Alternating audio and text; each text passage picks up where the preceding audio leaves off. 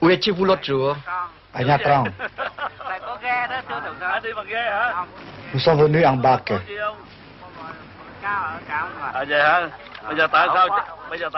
Pourquoi êtes-vous venu jusqu'ici? Je viens ici exprès pour applaudir le président. Sa Huyn, petit port du centre Vietnam.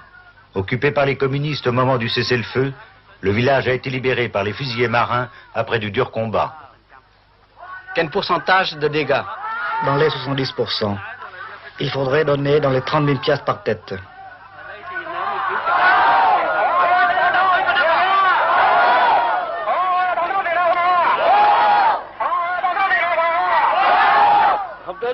Où était votre compagnie l'autre jour? À Đức Phổ.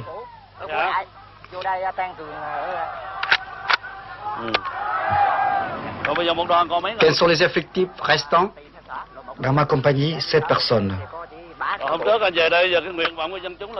Que désire la population? C'est de reconstruire et il compte beaucoup sur l'aide du président. Quel est le désir réel de chaque habitant? Des tôles et de l'argent. Parce que toutes les maisons ont été détruites par les bombardements communistes. Combien de maisons détruites? 95% à 100%.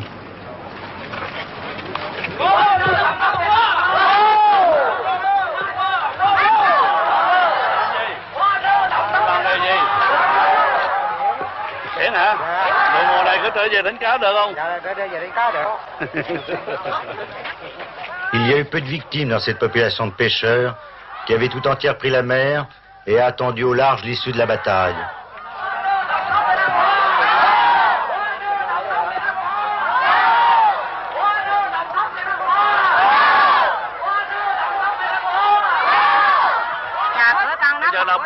Maintenant, que désirent nos compatriotes?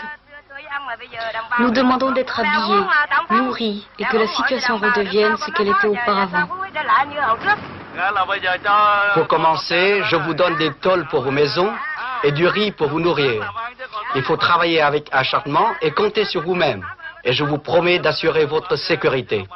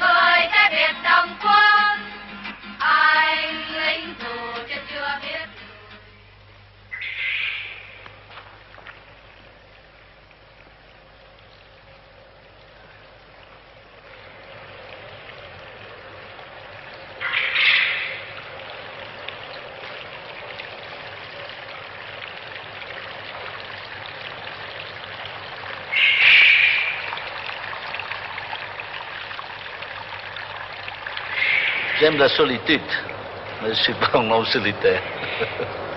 Dans ce sens que pour les moments de repos, de détente, j'aime être seul devant un paysage comme la mer, avec un horizon très lointain d'ailleurs, avec une vue très large. C'est pour moi une source de méditation parce que j'ai passé toute mon enfance dans mon village et puis ma maison est tournée vers la mer et puis partout je vois la mer, les lagunes et puis les montagnes. Il ne faut pas perdre cette habitude-là. C'est pourquoi j'ai passé presque tous mes week-ends là où il y a un peu de mer, ou chez mon village natal, ou dans une île quelconque, ou au Cap Saint-Jacques.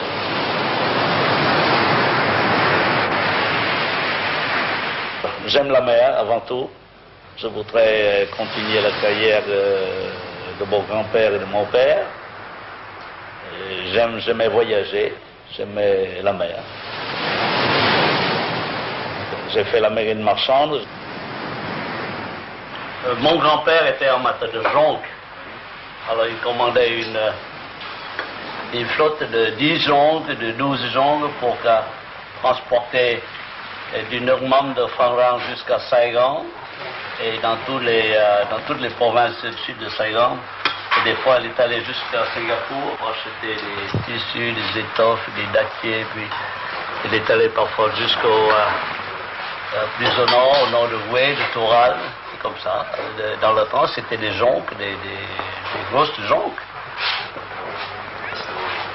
Et il est plus fort en navigation que moi. Et j'ai dû lui demander des fois des conseils sur la navigation astronomique, même avec les livres que j'ai appris. C'est la pratique qui compte. Il pouvait prédire les orages. Un homme du large qui se sentait à l'étroit entre les murs de sa résidence officielle.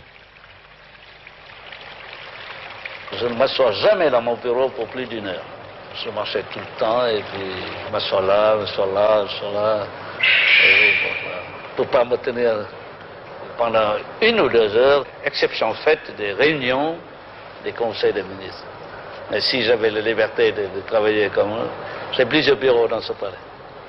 J'ai plusieurs bureaux. Vous êtes comme Napoléon qui ne pouvait pas rester en place. Excusez-moi, mais le moment où je donne le plus d'ordre, c'est le matin quand je fais la toilette. Alors j'ai un interphone, alors là, oui, quand je me peigne, quand je me rase, ça, je donne des ordres.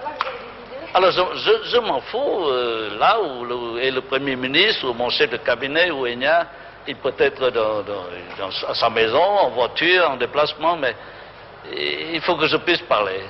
Ou bien donner des ordres à travers l'officier de permanence pour qu'il puisse transmettre. Mais c'est là, en ce moment-là, que viennent les idées.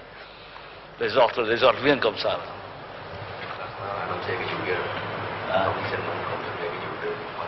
Levé très tôt,